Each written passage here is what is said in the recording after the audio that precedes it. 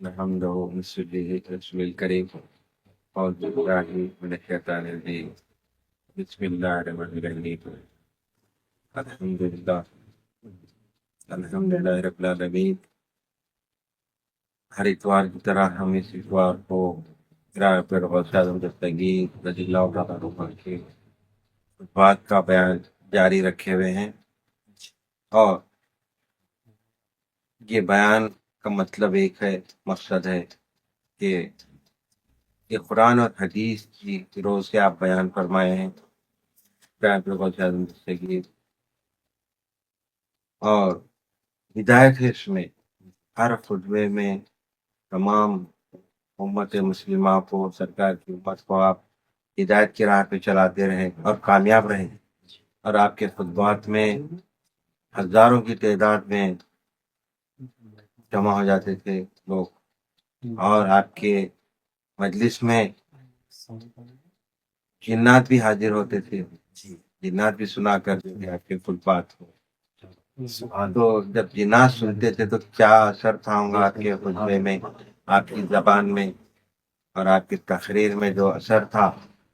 ہزاروں لوگ بے ہوش ہو جاتے تھے، اور سامنے والا جس طرح واضح طور پہ سنتا تھا، ہزاروں کی لائن میں پیچھے بھی جو لوگ بیٹھتے تھے وہ لوگ بھی واضح طور پہ سنا کرتے تھے. اور آپ کے مجلس میں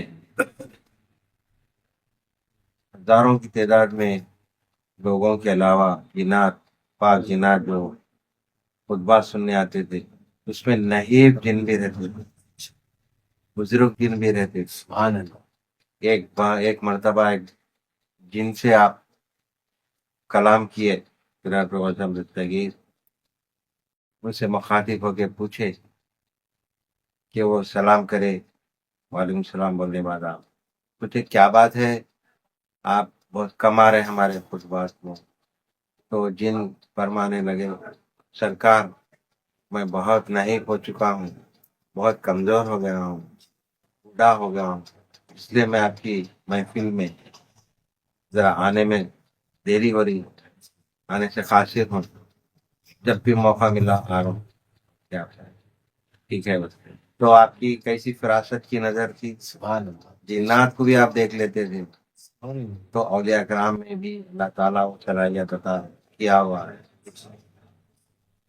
تو قرآن اور حدیث کے ان خطبات کو سننے کے لیے جب جنات آتے تھے، انسان آج کے دور میں انسان سننا نہیں چاہ رہا قرآن حدیث کے کیا ہے، اس میں کیا لکھا، اللہ تعالیٰ کیا فرما رہا بندے کو، سننا نہیں چاہ رہے.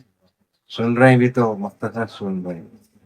تو ہمارے کو یہ غور کرنا چاہیے کہ دستگیر ہفتے میں 2 مرتبہ خطبات دیا کرتے تھے، اس میں ہزاروں کے لوگ سنتے تھے.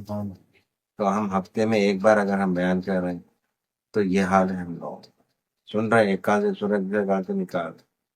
تو میں گزارش کروں گا تمام دیکھنے والوں سے، اپنے مریض اس کو سنو، غور و فکر کے ساتھ سن کے عمل کرنے کی کوشش کرو، اور اللہ تعالیٰ اس دن کامیاب کریں گا. اولیاء کرام کیا چاہتے کہ ہر بندہ نیک بن جانا، ہر ہمارا مریض نیک ہو جانا، ہر مومن مسلمان نیک ہو جانا، اور ہر کوئی ہمارے ساتھ جنت میں رہنا. فکر رہتی اولیاء کرام کو، فکر رہتی کہ ہمارے سے وابستہ ہر وہ شخص ہمارے ساتھ جنت میں رہنا. دنیا دار کو فکر رہتی اس کو جہنم میں کیسا پہنچانا، اس کو تکلیف کیسا دینا. دنیا دار سوچنا، پیر ایسا سوچ. تو ہم کو ایسے پیروں کو پکڑ کے رہنا چاہیے، اللہ والوں کو پکڑ کے رہنا چاہیے، اور ایسے جہاں جہاں مجلس ہوتے ہم غور و فکر کے ساتھ سننا چاہیے. 100 الفاظ میں سے 10 الفاظ تو ہماری سمجھ میں تو آئیں گے. اگر ہم عمل کر لیں گے تو ہماری زندگی کامیاب ہو جائے گی. تو انشاءاللہ ہم خطبے کو آگے بیان کریں گے. فلحال پہ غوث اعظم سید کا جو خطبہ ہے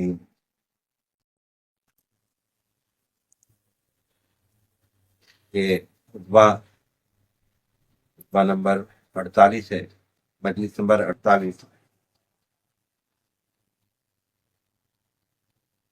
اور ہم آج جو بیان کر رہے ہیں 7 دسمبر 2025 15 جماعت الثانی 1447 ہجری بروز اتوار، اور جس وقت پیران پیر تحقیق رضی اللہ تعالیٰ عنہ یہ بیان کیے تھے، مجلس نمبر 48 اس وقت آپ بیان کیے تھے، سے شنبہ دن تھا 8 شعبان 45 ہجری، اور مدرسے معمورہ جو آپ کی خانقاہ تھی وہاں پہ بیان کیے تھے. تو آج ہم بیان کریں گے انشاءاللہ تعالی. بسم اللہ الرحمن الرحیم. جناب رسول اللہ صلی اللہ علیہ وسلم سے روایت ہے، آپ صلی اللہ علیہ وسلم نے فرمایا کہ جو ایسی حالت سے بنا سنورا جس کو لوگ پسند کرتے ہیں کہ مخلوق کا محبوب بننے کے لیے، یعنی مخلوق کا محبوب بننے کے لیے مشائخانہ صورت بنائی اور مقابلہ کیا اللہ کے ساتھ ایسی حالت سے جس کو وہ مکروہ سمجھتا ہے تو حق تعالیٰ سے ملے گا، ایسی حالت سے کہ حق تعالیٰ اس پر غضبناک ہوگا. سن لو کلام نبوت اے منافق ہو، اے آخرت کو دنیا کے بدلے بیچنے والوں. یعنی ان لوگوں کے بارے میں فرما رہے ہیں جو ہے کچھ بھی نہیں، خلیہ کیسا ڈال لیتے، شملہ ہے لمبا چوڑا، لمبی ٹوپی، ٹایا جبا، اس بارے میں بیان کر. یہ نقلی چیزیں مت کرو، پہلے بھی کرایہ دے چکے ہیں. کیا تو بات متحدوار جو پیر حقیقت میں پیر ہے وہ بیان آج بھی دیتے رہتے سبحان اللہ، پہلے بھی لوگ تھے اس سے پہلے بھی. تو ہم کو اس سے سبق لینا چاہیے. سبق بے شک حق میں ایسی حالت سے کہ حق تعالیٰ اس پر غضبناک ہوگا. سن لو کلام نبوت اے منافق ہو، اے آخرت کو دنیا کے بدلے بیچنے والوں. یعنی یہ جھوٹا لبادہ پہن کے، جھوٹے اپنے آپ کو خلیہ بدل کے، لوگوں کو بیوقوف بنا کے تو دنیا کما رہے، جی آخرت بیچ رہے. یعنی آخرت بیچ رہے، دنیا کما رہے دنیا کا تھوڑے دن کے بعد. اتنا بیوقوف ہے کہ دنیا چلو کما بھی لیں گا، جی ہاں لوگوں کو دھوکہ دے گا. کیا کریں گا؟ اور لے کے تو نہیں جائیں گا، چھوڑ کے جائیں چھوڑنے والا ہے. پھر جو چھوڑنے والی چیز کو ایسے ڈرامے کرنا، دھوکے دینے سے فائدہ کیا ہے؟ خود کا نقصان ہے. عقل مند کیا ہے؟ جھوٹے دھوکے نہ دیتا لوگوں کو، جھوٹے حلیے بنا کے لوگوں کو نہیں لوٹتا. جو اصلی ہے اصلی رہتا. تو اللہ تعالیٰ اس کو یہاں شہرت کم دیتا مگر کامیابی آخرت کی ہے اس کے لیے. آخرت کو دنیا کے بدلے بھیجنے، اے حق تعالیٰ کو مخلوق کے عوض فروخت کرنے والوں، اور اے پائیدار کو ناپائیدار کے بدلے میں بیچ دینے والوں، تمہاری تجارت بڑے خسارے کی ہے. یعنی ان لوگوں کے آتے تجارت ہے ایک معنی میں دھوکہ دے کے لوگوں کو الو بنا کے کما لینا دھوکہ ہے، اس کے لیے بھی دھوکہ ہے. تمہاری تجارت بڑے خسارے کی ہے، یعنی تجارت بھی کر رہے مگر خسارے کیے، نقصان کیے. کہ تمہارے راس المال بھی غارت ہو گئے. تم پر افسوس کہ تم حق تعالیٰ کے غصہ و غضب کا نشانہ بنے ہوئے ہو. یعنی اللہ تعالیٰ تم کو دیکھا ہوا ہی ہے، یعنی وہ تو جاننے والا ہی ہے، تم کو چھوٹ دیا ہوا ہے. ظالم کیا سمجھتا ہے میں تو اتنا کر رہا ہوں، میں تو الو بنا کے لوگ یہ کر رہا ہوں وہ کر رہا ہوں. انہیں غلط فہمی میں ہے، اللہ کی نظر میں ہے. نیک بندہ بھی نظر میں ہے 24 گھنٹے، جی ہاں، اور جو لوگوں کو دھوکہ دے رہا وہ بھی نظر میں. جی ہاں، اور اللہ کا غضب کب نازل ہوگا یہ کوئی نہیں بول سکتا، کوئی نہیں. پر ایک دن نازل ہوگا. تم حق تعالیٰ کے غصہ و غضب کا نشانہ بنے ہوئے ہو، اس لیے کہ جس شخص نے لوگوں کی خاطر ایسی صورت سنواری جو در حقیقت تمہیں اس میں نہیں ہے تو اس پر حق تعالیٰ غضبناک ہوتا ہے. جیسا کہ حقیقت میں انہیں نہیں ہے، مولوی نہیں ہے، نہ انہیں پیر ہے، نہ انہیں مرشد ہے، مگر لیا بدل لیا. جی پیسے کمانے کے بعد سے کیا کرتے تھے لوگ؟ جاتے تھے چار مخرج کرنے جاتے، سن لیتے خانخواہ میں گنونے کی بات سن لیتے، تخمین سن لیتے. ذہن تیز رہتا بات کا. جس طرح گویا گانے کو سن کے گانا یاد کرتا، جی ہاں، ڈائلاگ یاد کرتا، تو اسی طرح یہ دھوکہ دینے والے جھوٹے جو لوگ ہیں اپنے آپ کو اللہ والا ثابت کریں گے، چار بات سننے کے بولیا بدل کے اب لوگوں کو لوٹنے بیٹھ جاتے. تو وہ فرما رہے تھے اس میں نہیں تو اس پر حق تعالیٰ غضبناک ہوتا ہے. اپنے ظاہر کو آداب شریعت سے سنوار اور اپنے باطن کو اس میں سے مخلوق کو باہر نکال دینے سے سنوار. ان کے دروازوں کو بند کر اور اپنے خلق کے اعتبار سے سب کو فنا کر دے کہ گویا وہ پیدا ہی نہیں ہوئے، نہ ان کے ہاتھ اختیار ضرر سمجھ اور نہ نفع۔ تو خالق کو سنوارنے میں لگ گیا اور خلق کی آرائش کو چھوڑ بیٹھا، یعنی ظاہر کو سنوارنے میں لگ گیا اور اپنے خلق اس نے سنوارا، توجہ نہیں۔ چھوڑ بیٹا۔ خلق کی زینت توحید و اخلاص اور اللہ تعالیٰ پر بھروسہ کرنے میں ہے۔ بے شک سبحان دیکھو، یعنی اپنے خلق کی جو زینت ہے، تنسی جو زینت ہے، اخلاص اور اللہ تعالیٰ پر بھروسہ کرنے میں۔ ابھی ہم بار بار بولتے ہیں ہم کو تکلیف آئی، مصیبت آئی تو اللہ پہ بھروسہ کرو، صبر کرو، جو بولتے وہ ہے حق تعالیٰ پر بھروسہ کرنے، اس کو یاد رکھنے اور دوسروں کو بھول جانے سے ہوتی ہے۔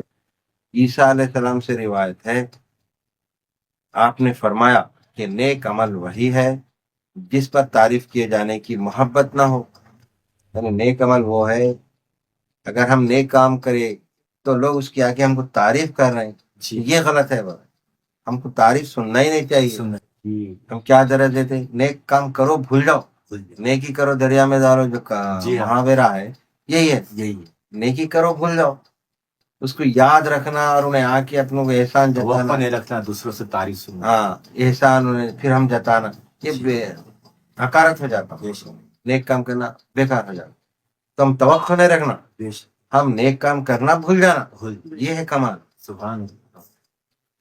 تو عیسیٰ علیہ السلام سے روایت ہے، آپ نے فرمایا کہ نیک عمل وہی ہے جس پر تعریف کیے جانے کی محبت نہ ہو، کہ میں اچھا کروں گا تو لوگ آگے تعریف کریں گے تو میں جی خوش ہو جاؤں، ایسا نہیں ہونا چاہیے۔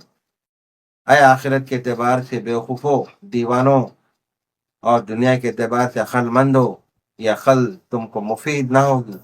ایمان کی تحقیق میں کوشش کر کہ ایمان حاصل ہو جائے گا، توبہ اور معذرت کر اور نادم ہو، اور اپنی آنکھوں کے آنسو اپنے رخساروں پر بہا، کہ اللہ تعالیٰ کے خوف سے رونا معصیتوں کی آگ کو بجھا دیتا ہے۔ یعنی اللہ تعالیٰ کے بارگاہ میں رونا، یعنی اکیلے میں بھی بیٹھ کے اپنے گھر میں آنسو بہانا، اپنے گناہوں کی معافی مانگنا، یہ اللہ کو بہت پسند ہے۔ سبحان اللہ۔ اللہ تعالیٰ بندے کو بہت محبوب رکھتا، جو رو کے اپنے گناہوں کی معافی مانگتا، سبحان اللہ، الحمد معصیوں کی آگ کو بجھاتا، اللہ تعالیٰ کے غصے کی آگ کو بجھاتا ہے۔ جیسا کہ ہم پہلے بولے، اللہ تعالیٰ سب دیکھ رہا ہے، جو دھوکہ دینے والا اس پہ بھی ایک دن اللہ عذاب نازل کرنے والا ہے۔ انہیں غفلت میں، ارے میں تو کر رہا ہوں، میں تو اردو بنا رہا ہوں، کتنا ہوشیار ہوں، دیکھو سمجھتے رہتا، ہمارے ایک دن اللہ کے پکڑ میں آنے والا ہے۔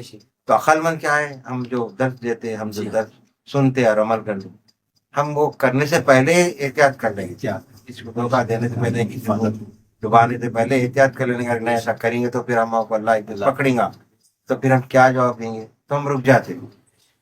تو اس سے سبق ہم کو یہ ملتا ہے کہ ہم کو گناہوں سے رکنا ہے، انشاءاللہ۔ موقع بھی مل رہا ہے تو نہیں کرنا ہے، نہیں اپنی آنکھوں کے آنسو اپنے رخساروں پر بہا، کہ حق تعالیٰ کے خوف سے رونا معصیتوں کی آگ کو بجھاتا ہے اور حق تعالیٰ کے غصے کی آگ کو بجھاتا ہے۔ جب تو اپنے دل سے توبہ کرے گا تو بے شک سچی توبہ کا نور چہرے پر دمک اٹھے گا۔ سبحان اللہ۔ یعنی جب سچے دل سے اگر بندہ معافی مانگے گا تو اس کا چہرہ بتا دیں گا۔ پیراگراف سے صاحبزادہ، اپنے راز کی نگہداشت میں کوشش کر، اپنے راز کی نگہداشت میں کوشش کر، جب تک بھی تجھ کو نگہداشت کی طاقت رہے، بس جب غلبہ ہو اور اس وقت راز فاش ہو جائے تب تو معذور ہے۔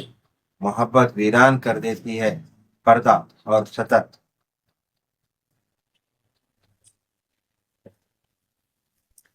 محبت ویران کر دیتی ہے، کر دیا کرتی ہے پردہ اور سطر کی دیواروں کو، حیا کی دیواروں کو، وجود کی دیواروں کو، اور مخلوق پر نظر کرنے کی دیواروں کو، کہ محبت کاملہ ہوئے، پیچھے نہ اپنی خبر رہتی ہے نہ غیر کی۔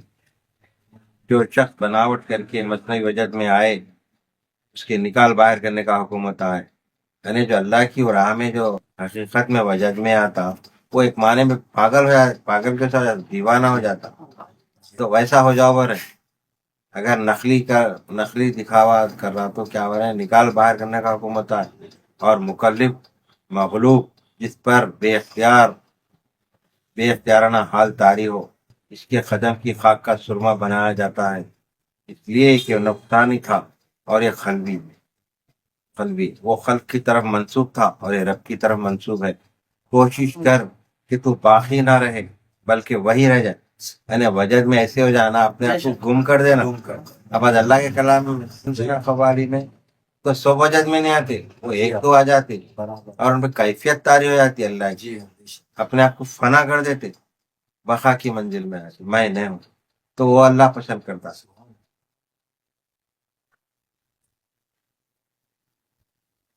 بس جب تو ایسا کرے گا تو اللہ تعالیٰ تیرے لیے اپنے مخلوق سے اس کو کھڑا کر دے گا، جو تیری خدمت کرے گا اور تجھ سے ایذا دفع کرتا رہے گا اللہ تعالیٰ کے ساتھ، ایسا بن جیسے مردہ ہوتا ہے نہلانے والے کے ساتھ، کہ وہ جس کروٹ چاہتا ہے پلٹ دیتا ہے۔ اور یہ حرکت مطلب یہ مثال دے رہے ہیں، تم اس طرح پیر کے پاس ہو جاؤ، سر کے پاس ہو جاؤ، اس طرح ان کے الفاظوں کو سنو اور غور و فکر کرو، جذب کرو، دماغ میں اتارو، دل میں اتارو اور اس پہ عمل کرو۔ یہ کیوں ویسا کہیں ویسا کہیں مت بولو بول رہے ہیں۔ جس طرح ایک مثال دے رہے ہیں، ایک مردے کو تخت پہ ڈال دیے، رسال کیا کرتا، اس کو الٹتا پلٹتا نا، بٹھاتا بٹھاتا، تو چون چرا نہیں کرتا۔ تو اسی طرح تم جب ہو جائیں گے پیر کے بعد ایک عرصے تک، ایک مدت تک تمہارے اندر پھر وہ کیفیت پیدا ہو جائے۔ پیر کیا چاہیں گا کہ میرا مرید بھی، میرا معتقد بھی، میرا احباب بھی میرے پاس جو آ رہا، وہ بھی ایک دن اللہ والا بن جانا، وہ بھی اللہ کے راز سے آشنا ہو جانا، وہ بھی مایوس نہیں رہنا، وہ بھی پیاسا نہیں رہنا۔ ہر پیر یہ چاہتا۔ تو یہ سنتے سنتے، سمجھتے سمجھتے، عبادت کرتے کرتے وہ ایک مقام آتا، جب کا جب نہیں آتا۔ بندے کو ایک طرح سے مصیبتیں پریشانیاں آتے رہتے، وہ آزمائش ہے، اس سے تو گزرنا ہی گزرنا ہے۔ یہ کیوں وہ کیوں نہیں بول سکتے، وہ گزرتے ہوئے یہ عبادت کرنا ہے، اس پہ ایک مقام آتا ہے۔ جو تیری خدمت کرے گا اور تجھ سے ایذا دفع کرتا رہے اللہ تعالیٰ کے ساتھ، ایسا بن جائے جیسے مردہ ہوتا ہے نہلانے والے کے ساتھ، کہ جس کروٹ چاہتا ہے پلٹ دیتا ہے۔ اور یہ حرکت سے بے حس ہے، جیسے اصحاب کہف ہے۔ جیسے اصحاب کہف کا ذکر ہم پچھلی بار پڑھے تھے، 300 کتنے سال تھے وہ، 310-20 سال، 300 سال، ہاں 300۔ تو 307 سال تک اللہ تعالیٰ ان کو الٹتے بھی رہا پلٹتے بھی رہا، مطلب کروٹ بھی لیتے رہے، چتے بھی سوتے رہے، پھر کروٹ بھی بدلتے رہے۔ تو اس طرح 300 سال گزر گئے، ان کو پتا بھی دکھ بدلتے گیا، تو کرو تو تھوڑا تھوڑا بدلتے رہتا تھا تاکہ وہ جسم کو لگ جائے۔ وہ اللہ کا ایک نظام تھا، ہوا بھی مل رہی تھی، دھوپ بھی لگ رہی تھی، سانس بھی چل رہی تھی، تو اس کی قدرت ہے۔ جیسے اصحاب کہف جبریل علیہ السلام کے ساتھ، اس کے ساتھ وجود اور اختیار اور تدبیر ہر چیز کے بغیر بند، اس کی خضا و قدر کے نازل ہونے کے وقت اس کے حضور میں اپنے ایمان اور یقین کے دونوں پاؤں پر جمع کھڑا رہ۔ مطلب کیا ہے، اللہ تعالیٰ جب کوئی بندے کو جس طرح نبیوں کو پیغمبروں کو اللہ تعالیٰ خضا و قدر دیا کرتا، جیسا یوسف علیہ السلام کا واقعہ سنو اور یعقوب علیہ السلام کا سنو، پیغمبر تھے، ایسے دعا کر کے ختم کرا سکتے تھے، مگر وہ اللہ کی مشیت یہ تھی، بلکہ جانتے تھے کہ اللہ ہم سے چاہ رہا۔ حسن کریمین کے لوگ، امام حسن سرکار کو زہر دیا گیا تھا، وہ بھی آپ جانتے تھے، پھر بھی راضی رہے۔ امام حسین رضی اللہ تعالیٰ عنہ کو شہادت کے لیے جانا تھا، وہ بھی آپ جانتے تھے، کوفہ جانا تھا، ضروری تھا۔ تو یہ سب جانتے ہوئے ہم نے اللہ کے سامنے حاضر ہو گئے، اپنے آپ کو سپرد کر دیا اللہ کے۔ تو یہ ہم کو سبق ملتا ہے اس سے کہ خضا و قدر یہی ہوتی، ہم کو جو تکلیف آ رہی ہے، مشکل مسئلے، پریشانیاں، تکالیف ہم سب کو مختلف انداز میں آتے رہے، تو اس پر ہم کو صبر کرنا ہے۔ خضا و قدر میں، خضا و قدر ایک وہ مصیبت ہے جو اٹل ہے، وہ اٹل، بالکل اٹل ہے، وہ کسی دعا سے بھی نہیں ٹلتی، وہ مدت کے لیے رہے گی، وہ خضا و قدر ہے۔ اس کے حضور میں اپنے ایمان اور ایقان کے دونوں پاؤں پر جمع کھڑا رہے، مطلب ہے کہ اس پہ راضی رہنا، تقدیر کے ساتھ ایمان ہی ٹھہرتا اور جمتا ہے۔ تقدیر کیا ہے؟ اللہ کا دیا ہوا ہے، تمہارے کو گزارنا ہے تقدیر وہ وقت، تو اس پہ مان لینا ایمان ہے، ایمان ہی ٹھہرتا اور جمتا ہے. یعنی اگر ہم اس پہ مان لیے یہاں اللہ کی طرف سے ہے تو ایمان کی نشانی ہے. اگر مکر گئے ارے یہ کیسا ہو رہا تو ایمان کی کمزوری اور نفاق بھاگ جا کرتا ہے.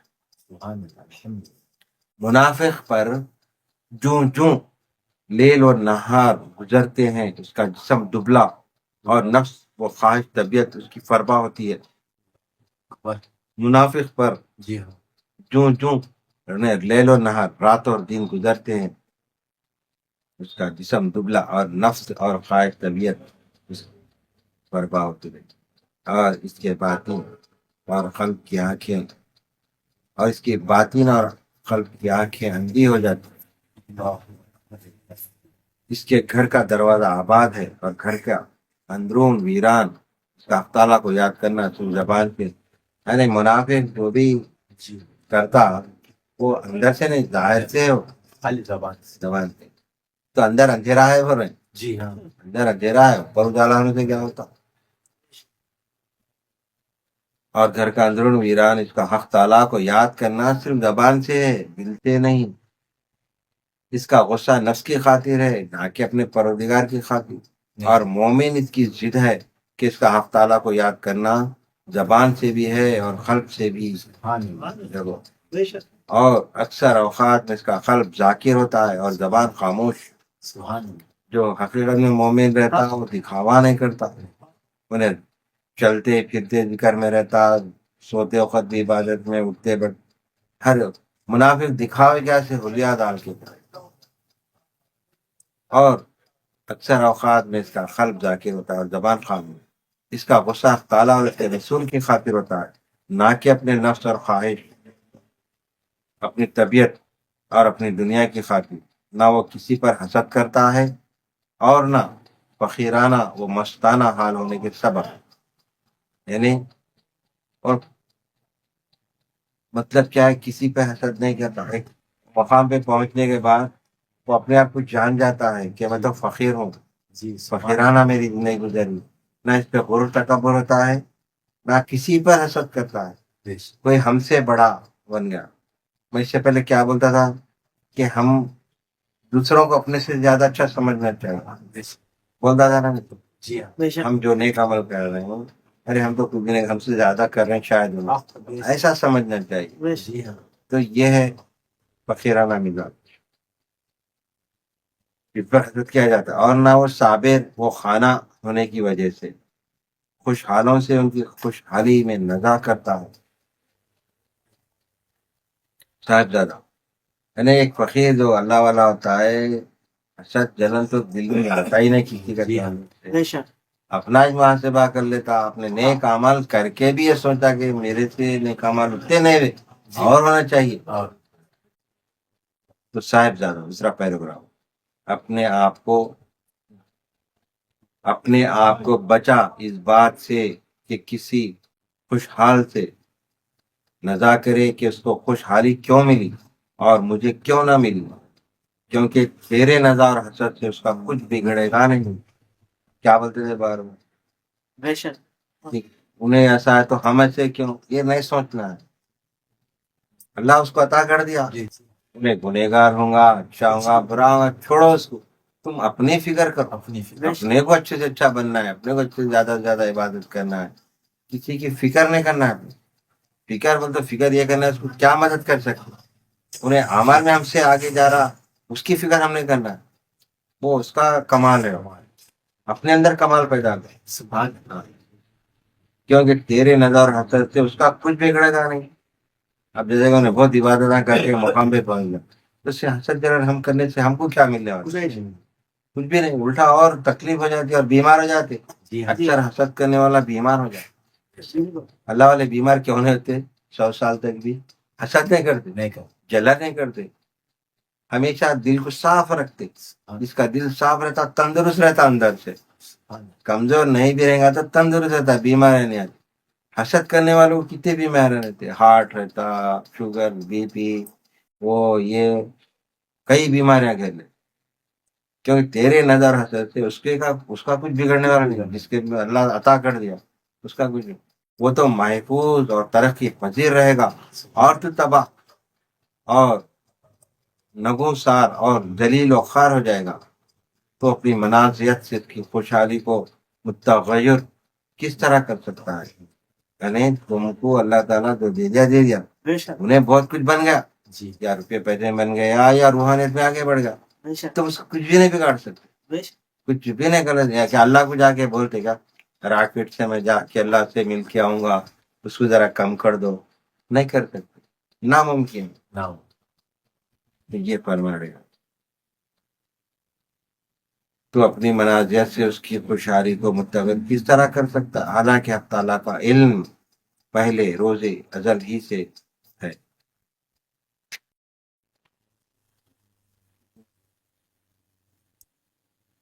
تو اپنی منازعت سے اس کی خوشحالی کو متغیر کس طرح کر سکتا ہے، حالانکہ حق تعالیٰ کا علم پہلے سے، یعنی بندہ کسی کے بھی ترقی کو دیکھ کے کچھ بھی نہیں کر سکتا، بے شک کم نہیں کر سکتا، کیونکہ اللہ عطا کر دیا تو ہم کو اس پہ صبر کرنا چاہیے اور اس کو مان لینا چاہیے، ہمارے دل میں حسد جلن نہیں رکھنا چاہیے کہ جان چھوڑو، ہم بھی آگے بڑھیں گے، ہم بھی ذکر کریں گے، عبادت کریں گے۔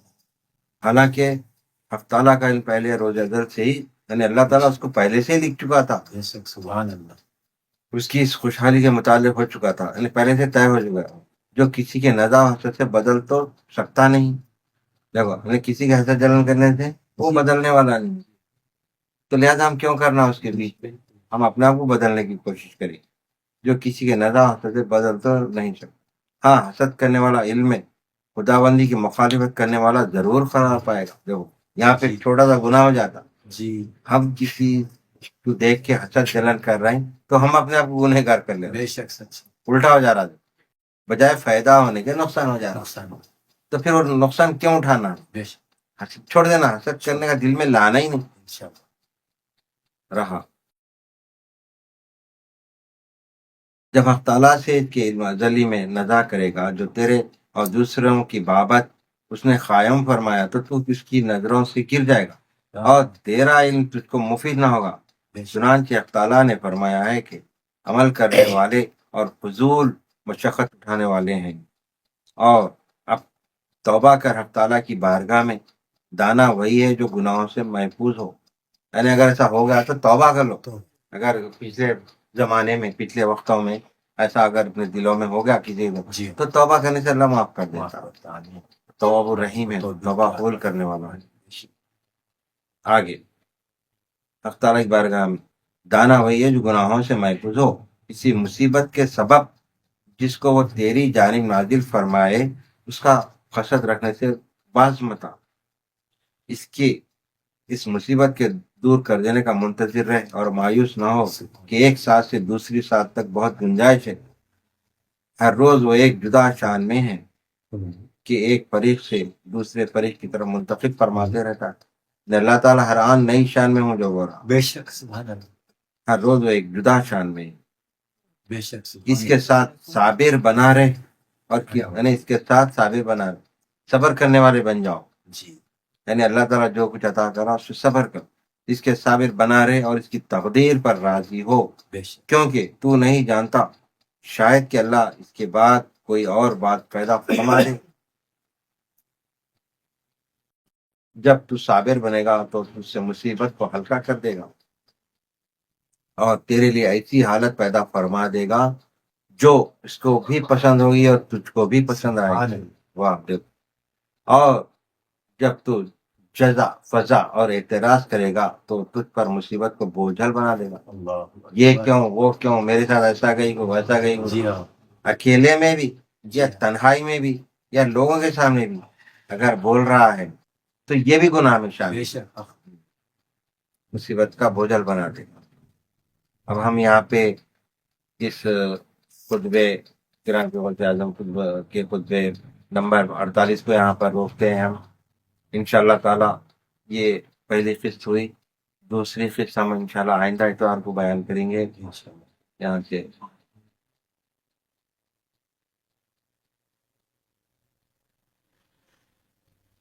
اللہ سے دعا کرتے ہیں اے پاک پروردگار بچا ہم کو تمام آفتوں سے مصیبتوں سے گناہوں سے بلاؤں سے محفوظ رکھ اور اپنے حضور پاک صلی اللہ علیہ وسلم کے دامن سے لگا کے رکھ اور اہل بیت تھا کہ ہمارے دلوں میں محبت کو قائم اور دائم رکھ تمام ہمارے اگلے پچھلے تمام گناہوں کو معاف فرما بچا ہم کو شیطان مردود سے تمام پریشانی سے اور دیگر بیماریوں سے ہم کو محفوظ اور حفاظت میں رکھ میرے مالک جتنے یہاں حاضرین مریدین معتقدین دوست احباب آئے ہوئے ہیں مالک ان کے بھی جو حاجات ہے کو بھی پورا کر ان کے بھی پریشانی دور فرما اور ان کو جو روزگار ہے مالک اس پہ روزگار میں خوشحالی عطا فرما اور جو روزگار کی تلاش میں بہترین ان کو بہترین روزگار عطا فرما اور جو گھروں میں پریشانی میں مصیبتوں میں ان کے پریشانی مصیبتوں کو دور فرما جو بچوں کی شادیوں کے لیے پریشان کے بچوں کی شادیوں کے انتظامات کر دے بہترین رشتے